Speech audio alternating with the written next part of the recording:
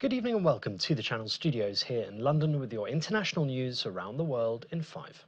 The US military says it has completed a heavy wave of strikes against Iran in retaliation for Tuesday's attempted ballistic missile attacks on American forces. We're going to be hitting them very hard because it's our turn to hit them.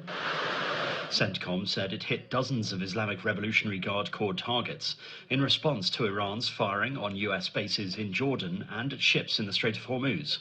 Meanwhile, Iran has vowed to punish the aggressor, warning any country seen as helping Washington would face a harsh response, reigniting fears of a wider conflict. Polish Prime Minister Donald Tusk has said an object that crashed into a field in eastern Poland in the early hours of Thursday was probably a Russian missile. The unidentified object caused a 10-meter-wide crater a short distance from the village of Tarnowa Kolonia, around 100 kilometers from the border with Ukraine, during a Russian attack on the city of Lviv. Ukraine's acting foreign minister said a Russian Kh-101 cruise missile had crossed into Poland as part of Russia's massive strike against Ukraine, violating NATO airspace. The Ugandan opposition leader Kizza Besigye has been admitted to an intensive care unit in the capital Kampala after collapsing and losing consciousness during his treason trial. The 70-year-old had been in detention since November 2024. His lead lawyer was arrested last month and charged with allegedly failing to report acts of treason. The visibly frail politician was objecting to state lawyers being appointed to represent him when he fell ill, prompting prison guards to rush him to hospital. Thousands of people have been evacuated on the Greek island of Crete as wildfires fanned by strong winds hit tourist resorts and villages. Around 8,000 people were evacuated overnight in Rethmino, where gusts have reached 125 kilometers per hour. Meanwhile, some of the hundreds of thousands of people driven from their homes by wildfires in Spain and France are finally being allowed back, with authorities saying the country's worst blazes in history are beginning to stabilize.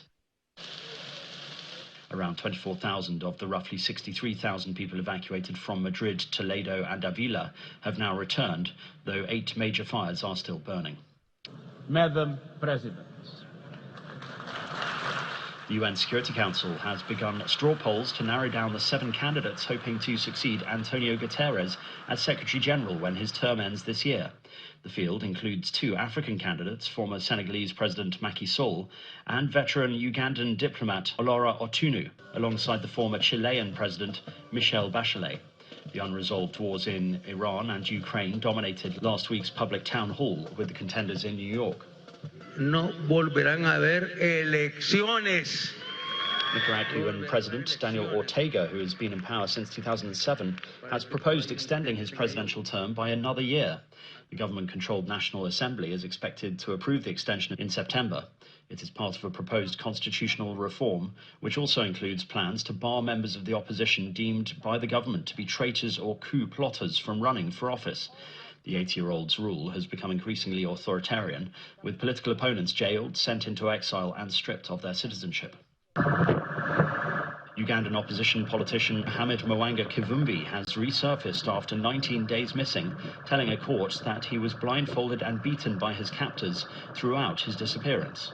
The former Butambala MP was dumped at a police station before being taken to Butambala Magistrates Court, charged with inciting violence and holding an unlawful assembly, and remanded until the 11th of August. He vanished the day after being granted bail on separate terrorism charges. Rights groups had accused the military of forcibly disappearing him. And an Indian yoga instructor called Kamal Kaloy has set his 3rd Guinness World Record, this time for the most underwater push-ups in a single breath, 86 of them. He trained for 2 years for the feat, which he performed in a pool in Vietnam, diving down and pumping out as many push-ups as he could before surfacing for air. It adds to his existing records for underwater yoga poses and air rings. And that's your international news around the world in 5. Now back to the Channel Studios in Lagos.